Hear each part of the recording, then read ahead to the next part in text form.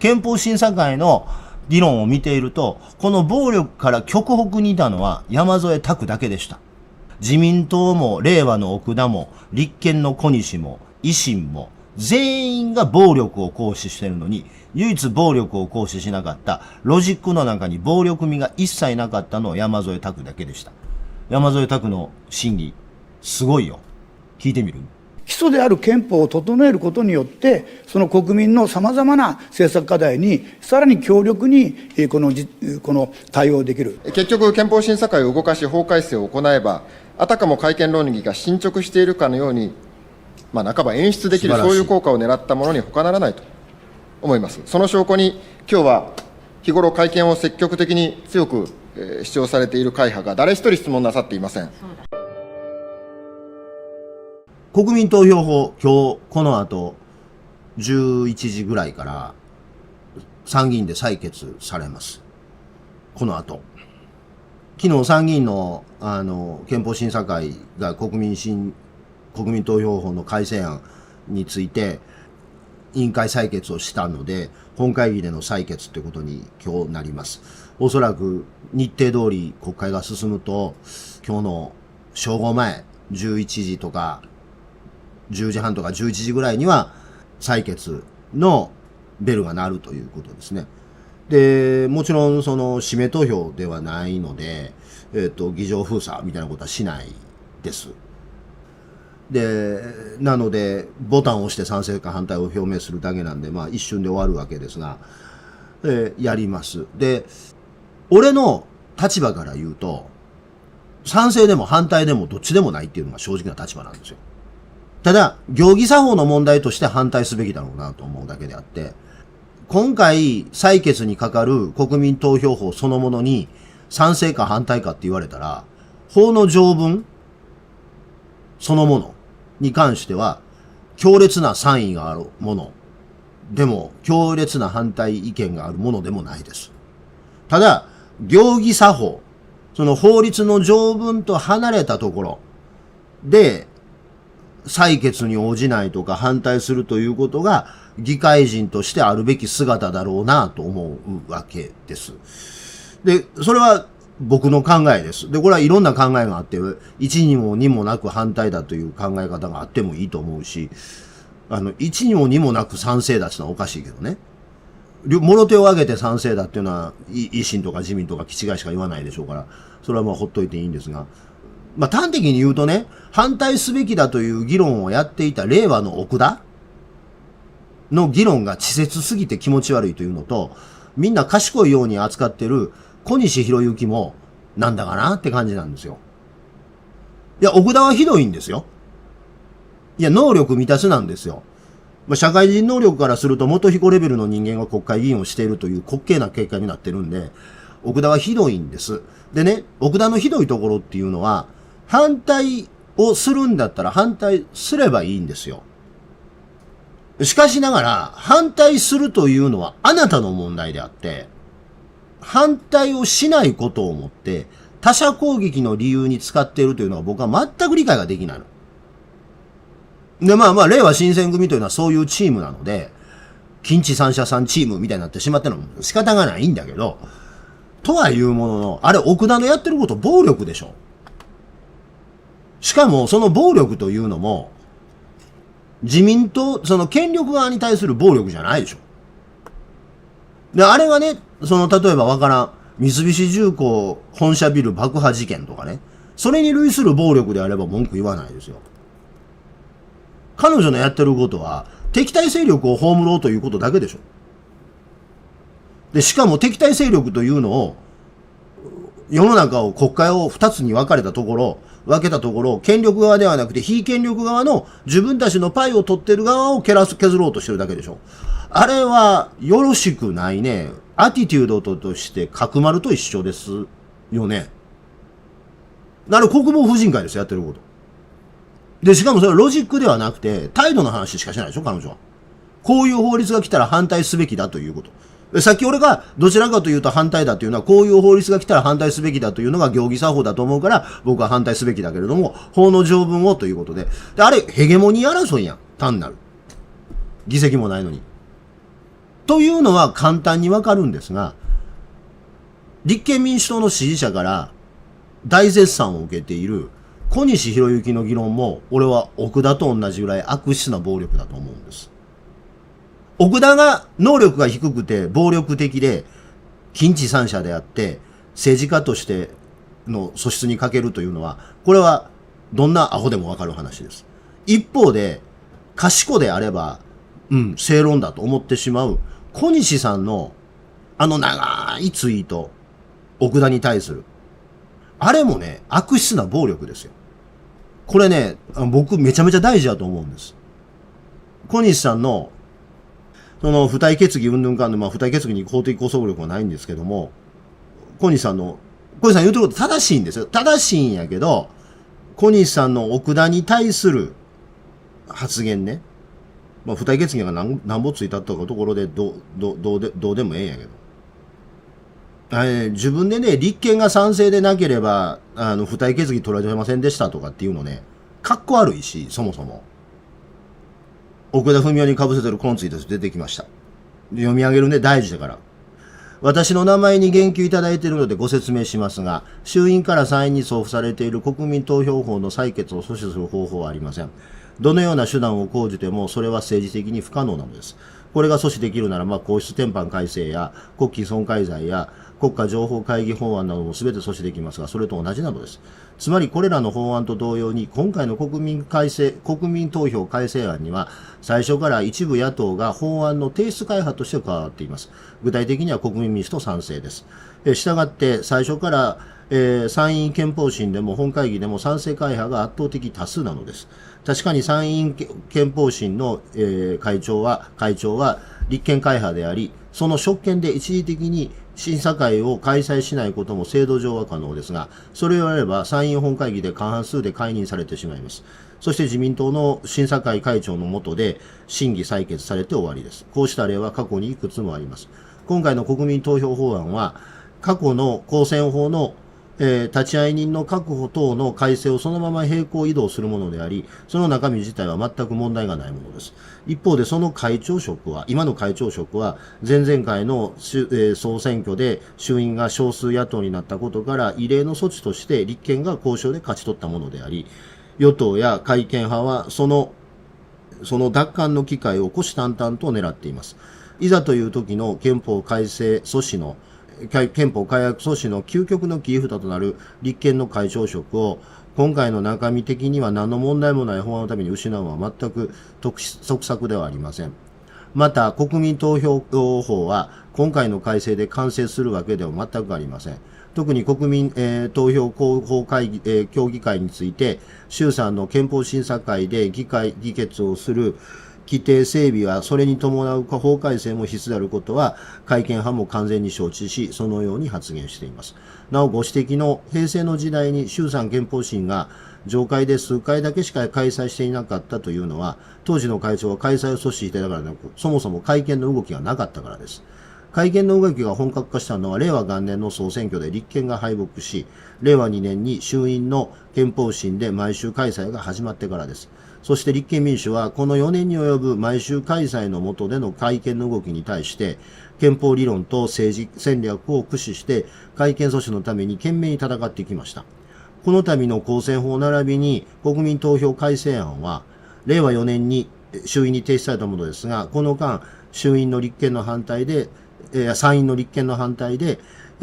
衆院での審議入りを止めていたのです。その主要な根拠は令和3年改正の際に立憲民主が、付した附則4条2号の存在でした。これは付帯決議だった附則の話ね。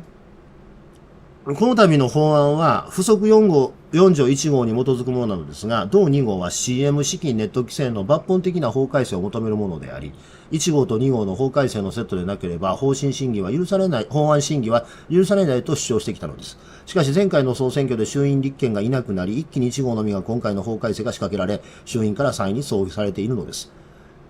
特にその中では衆院で2号を削除する動きがありましたが、それは立憲民主党の奮闘によって止めました。このことにより将来の国民投票法への CM やネット規制などの抜本的な法改正は守られると考えていますが、それより確実にするための戦いを7月15日の法案審議に向けて今も懸命に続けています。ぜひ15日に明らかになる立憲民主党の改憲訴訟の戦いをご覧いただきたいと思います。それは現実の政治情勢の中で真に改悪を阻止し、憲法を守り、国民を守るための戦略的な取り組みです。最後に何よりも憲法改正の中身については、今国会も含めて立憲民主の奮闘がなければ、とっくに国会議員の任期延長についての改憲発議がされていたはずです。任期延長の改憲の根拠は、衆院、緊急会が70日間限定でしか使えないなどの暴論を根拠にしていますが、衆院での毎週開催による改憲を阻止するため、令和5年に参院立憲が戦略的に参院憲法審で緊急集会を議題にし、結果、改憲派を衆参で分立させてしまいました。今国会も、これほんまにそうやねんけど、今国会も衆院憲法審で5月14日に立花衆院法制局特別参与が説明した任期延長改憲の緊急事態条項のイメージ案を打破するために、6月10日に参院憲法審査会でイメージ案に反対の憲法学者だけの参考にしたいと実現しています。これ、長谷部先生来てんのよね。このようなことができるのは、それだけ立憲民主が確かな憲法理論と河野の政治勢力を駆使して信念を持って全力で戦っているからです。衆院で立憲民主党がいない状況はこれまで比べならないほどの困難ですが、それでもあらゆる手段を講じて改憲改悪を阻止、憲法改悪を阻止すべく全力を尽くしてまいります。どうかご理解と知った激励、さらには可能な範囲での共闘応援をよろしくお願いします。立憲民主党憲法審査会会長小西博之ということなんですが、ここで書いている小西博之が書いていることは 100% 正論です。で、これは、ここで立憲民主のアピールをしていることがうざいということの前にね、そんなことはどうでもいいんですよ。これ全部事実です。コニタが書いてることは全部事実です。で、正論です。ですが、暴力です。自慢話やからダメではなくて、これね、暴力なんですよ。まず一つ、アホに正論を言うということは暴力です。さっき冒頭で奥田が誰が見てもアホであるという話をしたらそこなんですよ。誰が見てもアホな子にこんな長い文章を書くということ自体がいじめです。これいわゆるロジハラってやつです。まずね。で、元彦と奥田が違うのは、元彦は人事権と予算権持ってるんですよ。奥田はガヤですから。ガヤのアホに説教したかってしゃあない。それやってること安ししそうです。で、これはライセンス持ってるボクサーが素人と真剣に喧嘩しようなもんですよ。いや、元彦は人事権持ってるわけ。あいつは。だから、元彦みたいなアホでも説教したらあかんわけ。元彦は5の全くの権力者なわけですから。だからあいつは着床したことを、っていうか、父親の性能に溜まってしまったことを後悔するぐらい全人格が否定されるべきなんです。あいつは権力者だから。でも、奥田はガヤですから。ガヤにこんなこと言うね。しかもガヤのアホでしょ？ガヤのアホにこんなこと言うたかってしゃないよ。で、こんなこと言うたらどうなるか言うたら、ガヤの外におる客のアホから、自慢話やとか、自慢話でも何でもないのに自慢話やとか、長いものに巻かれるって別に長いものに巻かれてるわけでもないのに、そういう能力の低い田舎の人にそういう勘違いをされるし、小西博之の値打ちが下がってるだけなんですよ、こんなことしても。で、さっき冒頭僕が言ったみたいに、こんなもん反対するのがね、礼儀作法の問題としては正しいんです。だから反対したことみたいな自慢にもならんのですよ。反対するんですよ。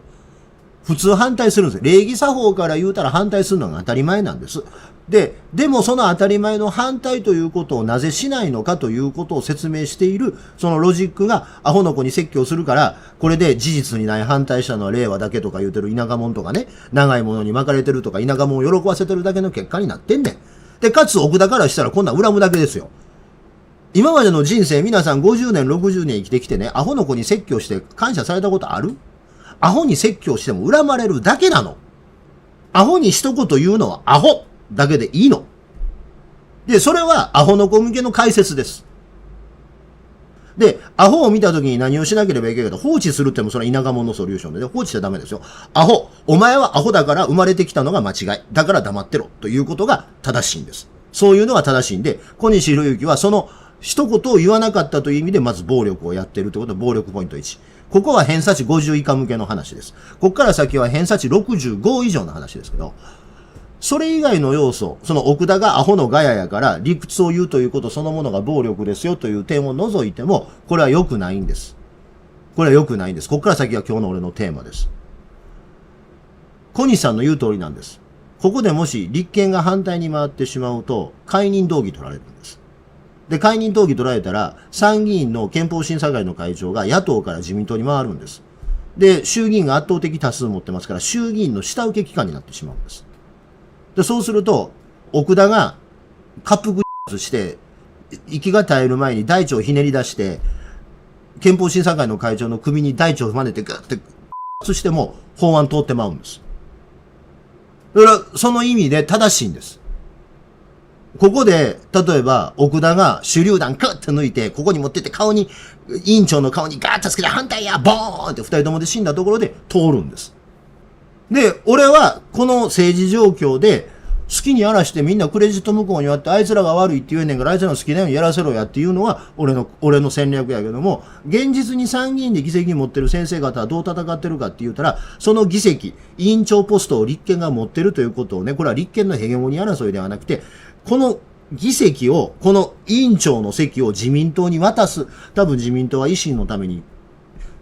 参議院の審査会、これ礼儀作法に手下がったこれ、維新になる次。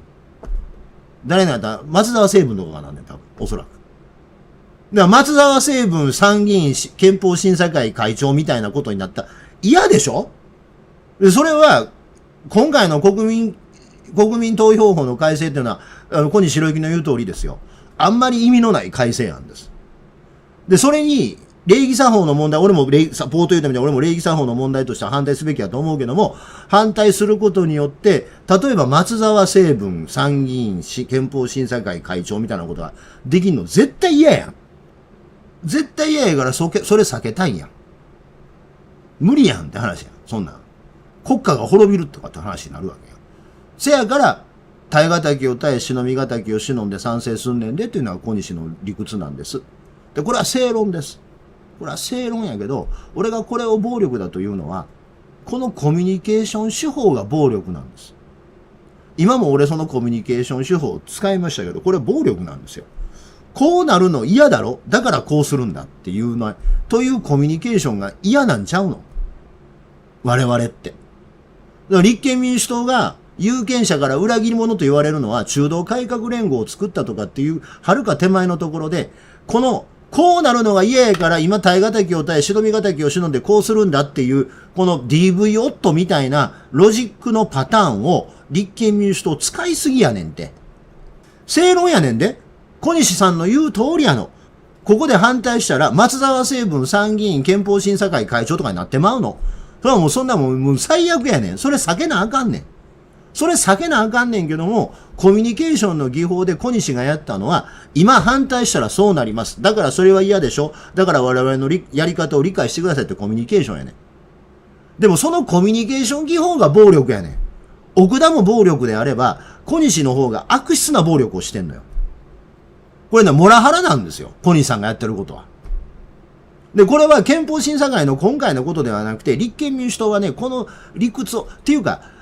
2017年の衆議院選挙で枝野立てっていう話になったのって、小池百合子とか細野豪志が言ってるこうなんの嫌やから最低これを我慢しろっていうロジックが嫌やから、あーってなったわけやん。で、この DV 夫のモラルハラスメントの典型例みたいなロジックを政治の世界からなくしたいよねというのが僕は21世紀型の日本のリベラル運動やと思うんです。これは強いもんの議論としてはね、普通な話ですよ。何々という最悪の結果を避けるためには、こういう手法を取るしかない。だから我慢すべきだ。これはよく使いがちです。でもね、これはね、説得はできても納得できないんですよ。立憲民主党はこの間説得しかしてない。だって今俺話してね、このままいったら松沢成文参議院憲法審査会会長みたいなことになるねんでって話したらみんな、ああ嫌や。だから国民投票法に賛成せなしゃあないねんなって。それされたの、それ説得ですよ。でも納得いってないでしょ。だから俺が皆さんにやったことは説得なんです。で説得なんです。説得はしてんねん。でも納得させたしてへんねんて。それ諦めさせてるだけやねん。でそれ DV 夫が被害者の妻にやってることと一緒。で、この納得をさせるというのはとても難しいし、コストのかかることやけども、合意形成っていうのはほんまは納得のプロセスのはずなんです。それをね、高市政権がなんでダメなんだって。高市政権が、高市さんがこの間のアイロンのツイートで書いたように、高市早苗の独自法案なんて国旗損壊法以外ないです。今国会でいろんな法律が成立しましたけど、日本だけ国旗損壊罪と国旗損壊罪と副首都法案のこの2つだけです。あとはみんな石破政権の置き土産です。それでもみんな高市やめろ言うてんのはなぜか言うたら高市さんのコミュニケーションが常にそうやからや。で、奥田みたいなアホは納得も説得もせえへんねん。だって生まれてきたこと自体が間違いやねんから。そやからもうほっといたらええねん。そんなんは。わーわー言わしといたらガヤやねんから。そやなしに普通の人らよ。偏差値35から向こうはせなしゃないねんて。もうそこはもう暴力でしか動かへんから。偏差値35が向こうは。で、偏差値35から上の人、特に55、6の人らを納得させなきゃいけないわけですよ。で、コミュニケーションの仕方が間違いなの。偏差値35から上の人をより多く、こっから先はもうほかさなしゃないからもう。でも偏差値35から向こうの人のことをなんぼ説得したかって、高市早苗とか小池百合子になるだけやねんて。小池百合子と高市早苗の政治手法、あるいは安倍晋三の政治手法になぜみんな納得いかへんかいって、あいつは説得しかせえへんからなんですよ。ほっとかなしゃないねん。で、この説得っていうのは必ず排除がつきまとうんですよ。だってすごい単純な理屈ですよ。頭良かったら秒でわかるんですよ。これ反対したら次の日から参議院の憲法審査会の会長松沢成文になんだけど、それでええの？これ強い人間、頭のええ人間やと、あ、ほんまやな。やめとこうっていうことで、なんねんけど、そんなみんな賢くて強いわけじゃないんですよ。で、これは奥田というね、偏差値35以下のほっといてもええ人間に対してやってるから無駄な労力だということを冒頭申し上げましたけど、それをさておきね、これ、トニタンはこのエネルギーをほんまは有権者に向けて注がなきゃいけなかったの。で、その有権者に向かってね、このまま反対に回ったら、参議院の憲法審査会の会長が松沢専務になるんですけど、それでいいんですかって言い方って、それ小池百合子であり、高市早苗やんか。やったらあかんことやし、俺たちの政治っていうのはそういうことを否定するための政治やったと思うんです。だから俺は小西博之は間違えてるって言ってんの。すっごい端的ですよ。いや、ええよ別に反対したかって。反対したらな。反対しようかないやったら。そのから明日から参議院の憲法審査会の会長、松沢政務になってもええねんなって。っていう言い方をするのが暴力なのは、こういう言い方にするとわかるでしょ。でも、それを上品に言うたら小西の言い方になんねん。でも、ロジックの構造は一緒やねん。でも、ロジックの構造は一緒なんですよ。ドメスティックバイオレンスなんですよ。モラルハラスメントなんです。で、繰り返しになるけど、そういう DV っぽい政治、モラルハラスメントっぽい政治を嫌やと言うてんのが、今のリベラル運動。渋谷の交差点でフラッグ持って走ってる人たち、国会前で集まってる人たちが言いたいことは、憲法改正やめてくれとかの根本にあんのは、そういうコミュニケーションをやめてくれって言うてはんのとちゃうの。そこはね、納得やから、説得を目指すんではなくて、納得の技法だから、その納得の技法ってことは聞くというところからスタートせなあかんから、もう少し時間かかるんですよ。でもそこをやってなかったのは事実じゃん。なんぼ偉そうなこと言うても。で、その俺が言うてるモラルハラスメントのコミュニケーション技法っていうのは常に切り捨てられる側の人がいるわけですよ。その切り捨てられる側の人たちの声に耳を傾けていないという傲慢さが飽きられてるんじゃないの。逆に言うとね、消費税廃止、憲法改正絶対反対、なんちゃらかんちゃらって政策項目としてリベラル待ってても、態度としてドメスティックバイオレンスやって嫌でしょ。で、立憲民主党の限界はそこにあるわけですよ。言うてることは全部正しいの。ただコミュニケーション技法がね、偏差値65なかったら分からん人間、いや、ことばっかり言うてんねんて。で、それは偏差値65を超えた人間も納得はしないの。説得さしかされないの。それがダメな理由ですよ。どっちにしたかって切り捨てる側の話なんか聞かへんやんけんって偏差値50の子らは言うし、偏差値65ある人間俺と同じように、これ、言うてることは正論やけど、やってること暴力やねんって秒で分かってまうし、どっちにしても足元見透かされんねんて。中途半端やねん、仕事の出来方が。で、それをね、週刊金曜日とか東京新聞みたいに国民不在とか有権者不在とかね、アホみたいなこと言う必要ないんですよ。おっさん政治やめろって一言ですよ。小西博之のやってることはおっさん政治です。中道改革連合がやってることはおっさん政治です。偉そうなおっさんが、俺らの決めてること分からへんお前らアホや言うてるだけの話です。その意味においては自民党も立憲民主党も中道改革連も変わりがないんです。で、そのおっさん政治を上品にやってしまうと山本太郎になるわけ。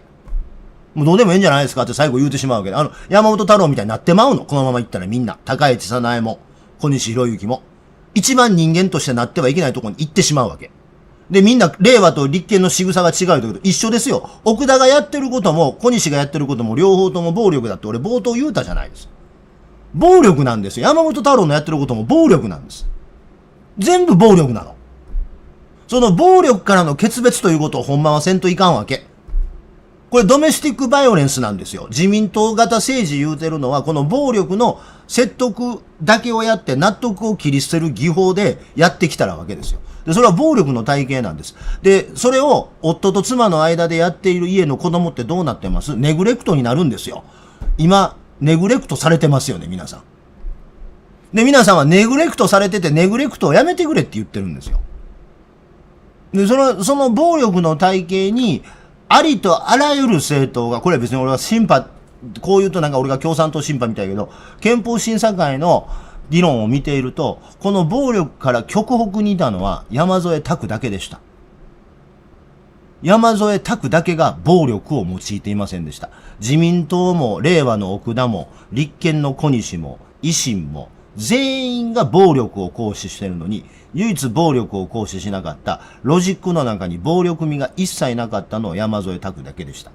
山添拓の審議、すごいよ。聞いてみる？日本共産党の山添拓です。高市総理は2月の総選挙で憲法改正をやらせてほしいと、一度だけ訴え、選挙が終わると、時は来た決断のための議論を、などと改憲論議を煽っています。しかし憲法は国民のものであり、憲法によって拘束される側である権力者が欲しいままにするものではありません。朝日新聞と東京大学の調査では、最も優先的に取り組んでほしい政治課題12項目のうち、憲法、つまり改憲を選択した有権者はわずか 1%、日経新聞とテレビ東京の調査では、首相に優先的に処理してほしい政策課題を、複数回答で尋ねたところ、憲法改正は 11%、8つの選択肢のうち最下位でした。これは、今日筆頭発議者の新藤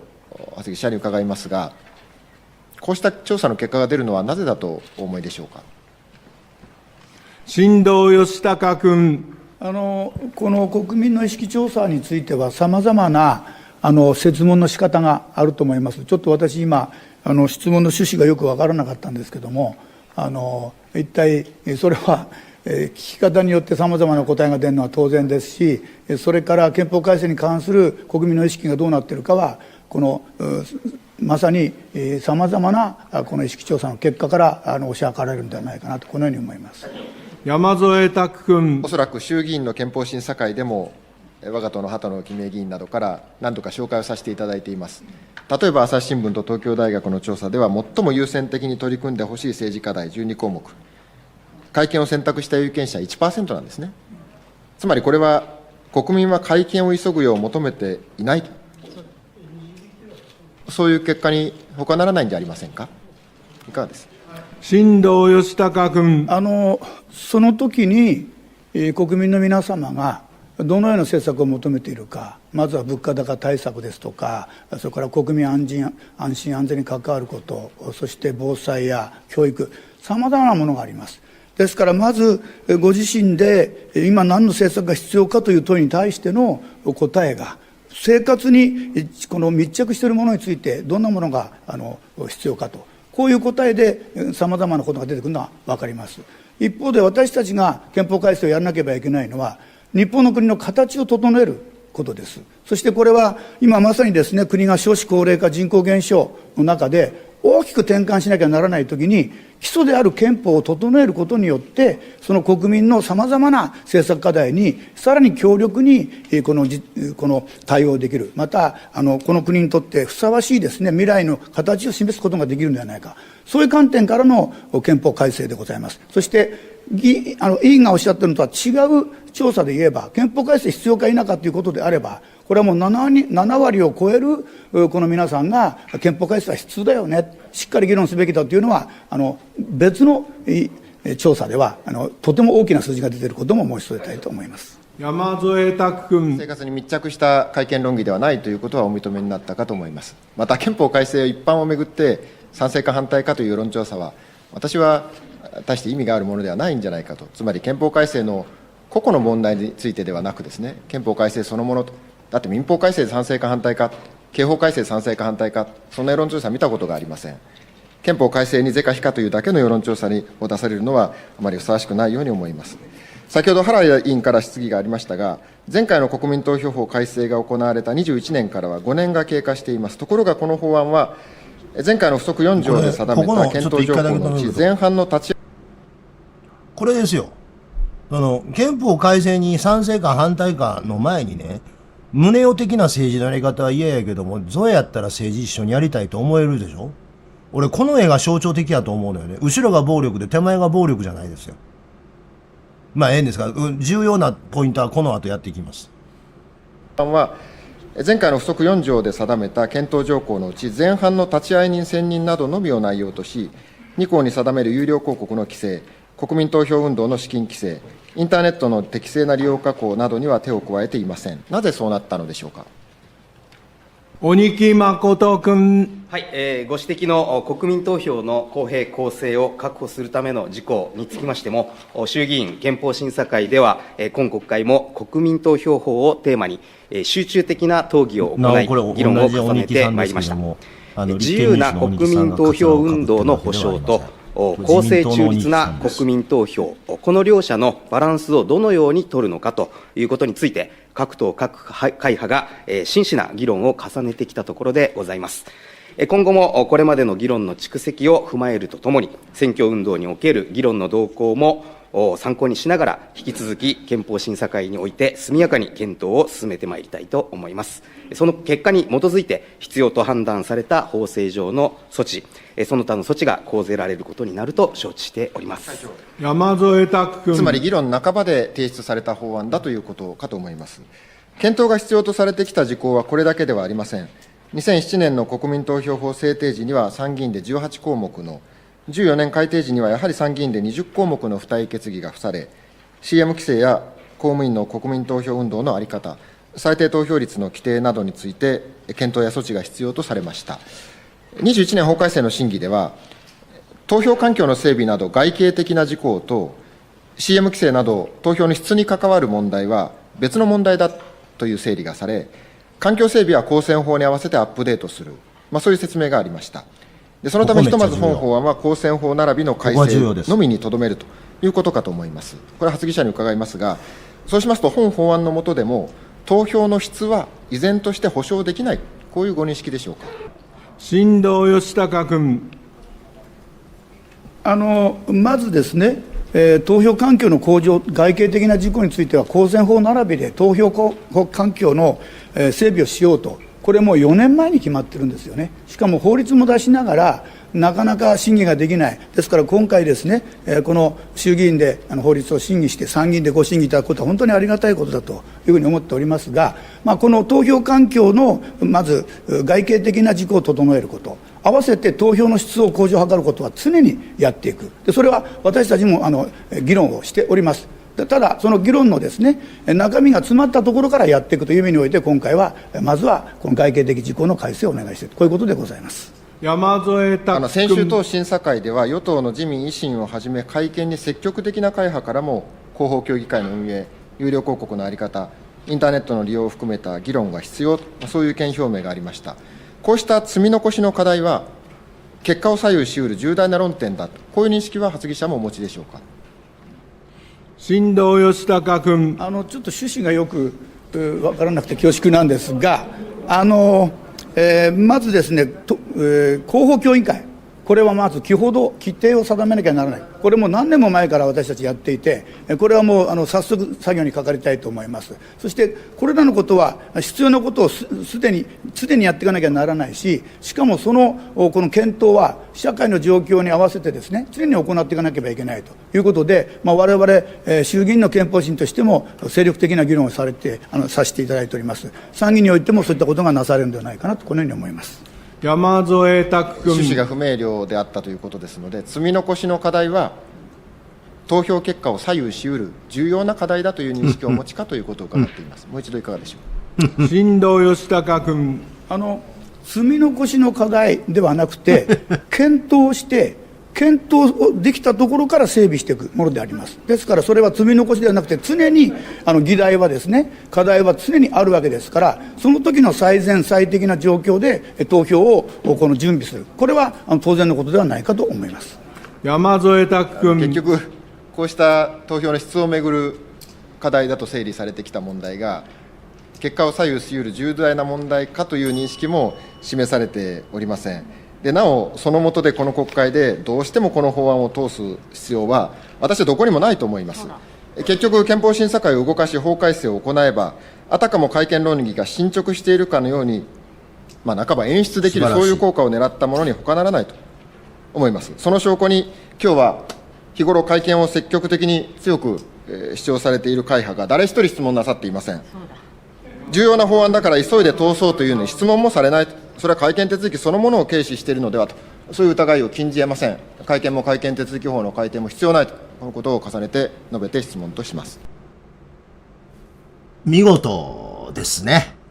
美しささえありますね。美しくさえあります。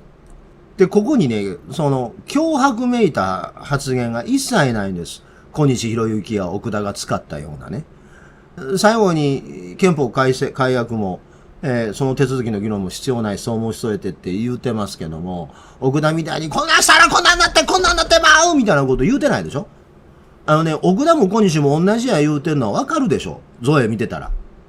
誰一人脅してないんですよ。それは感情的でないとか、感情的であるとか、大声を出してるとか、出してないとかって、そんなんどうでもええんです。そうではなくて、ロジックのパターンが、脅迫が入ってないのよ。で、小西は、俺らがこれ、無茶したらこれ、参議院の審査会の会長変わってまうで、っていう脅迫ですよ。奥田のやってることは、これで賛成してしもたら、これで反対せえへんかったら日本が終わってしまうっていう脅迫ですよ。その、両方の脅迫ともいらんねん。わかる？小西の脅迫、奥田も脅迫。言うてることはおかしいし、これは順番から考えたらこうじゃないし、これはこうあるべきやっていう議論はさておき、そうあるべきやっておっしゃってるかもわからんけど、やる態度はあなた方見せてないし、税を税や言うてる人がその税を主張するようなこともしてないし、一体これは何なんですかという話しかしてないわけ。でこれはアホの子にはついていきにくい議論かもわからんけどもね、これは共産党が素晴らしいと言ってるわけではなくてね、共産党素晴らしいと言っているのは、ここから先はちょっと踏み込んだ発言するけど、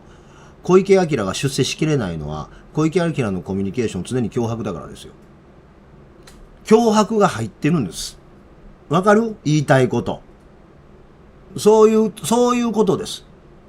で、それは大声出すとか感情的とかそういうことじゃない。そんなどうでもええのよ。そんなもんは一緒のことです。大声出そうが小さい声で喋ろうが。態度の話じゃないんですよ。そのロジックのパターンがね、脅迫が入ってるか入ってないかなんです。で、今日の動画のタイトルが、国民投票法につきまとう政治と暴力について考えるなんですけど、これで俺が言ってる山本太郎も奥田も自民党もみんな暴力だって分かったでしょ。そう。ほにゃららしなければ、ほにゃららになってしまう。それでいいのっていうコミュニケーションの取られ方が暴力なんですよ。あなたが何々ほにゃららしたいというのは分かりました。ではあなたの望むほにゃららをやってみましょう。その代わりそうしてしまうとほにゃららになってしまいますけどねというコミュニケーションそのものがハラスメントなんです。これ子供の時に親に言われたら何々せえへんかったら何々なんでそれでええんかって言われたでしょ。あれ暴力ですからね。で、それをどんなに上品に言おうと、端的にストレートにコミュニケーションすればいいんです。これはダメですって言えばいいだけの話です。なぜこれはダメなのか、こういうことですって言えばいいだけ。小西博之のさっきの例文やったら、態度を明らかにすればいいんですよ。こんな法律通ったところで、同等してでも憲法改正の手続きは私たちが止めますから大丈夫ですって言えばいいだけのことです。ただそれだけのことです。そう。そんなことやったらお母さんご飯作らへんけど、それでええの？